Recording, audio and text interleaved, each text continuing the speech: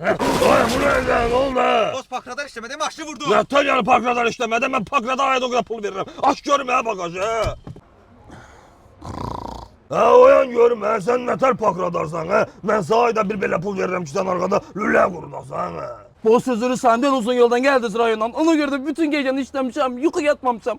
Özüme soğumadan yatıp kalmışam. Ama bundan sonra nece lazımsa işleyeceğim. Düt. Hadi cehennem olayan başımdan bir de gözüm seni görmesin. Şoför iş vakansiyası bırak. Teze park radar aktarır. Benim iş aktarsınız. Ha iş aktarım iş aktarsan Ha, sen. işe yer hardadır. İş yeri de burada benim bagajım. Düttü delebilirsin. Ha, niye elemiyorsun?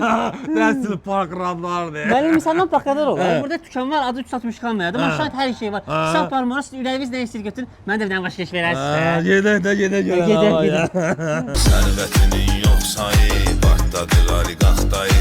Pulsa pül aliqaxtayı, partladı qaliqaxtayı. Aha oligark müşteri. Buyurun müəllim hoş gelmişsiniz. Ne lazımdı? Maşına aid nəyim var de görüm.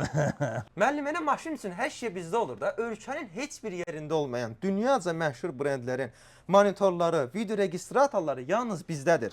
Bundan əlavə hər növ telefon tutacağı, maşın üçün tostoron, LED lampalar və bütün növ aksesuarlar bizim mağazamızda mövcuddur. Ha havalı sizə, ma bak, mənim hardasa 1000 dənə maşınım var. Bu saydıqlarımdan 1000 aylık qoyarsan qırağa, ma bak, sən də təzə işin bilirsən nədir. Bunun sahib verdiklərini mənim maşınıma bir quraşdırasan, başın üstünə dayanırsan, yaxşı. Başını bunları, qalanı da verəcəm. Hazır olanda mağazən Baş gəl. hamısını quraşdıracağam, necə lazımdır. Baş üstə müəllim, indi bütün məhsulları hazır edəcəm. Müəllim bir də məhsullar hazır olduqda mən sizin qəbulunuza necə düşəcəm? Yəni sizin telefon nömrənizi bilmirəm. Nə Talyanı bilmirsən, hə mənim nömrəmi. Birə basırsan, yesə basırsan, düşər yanma.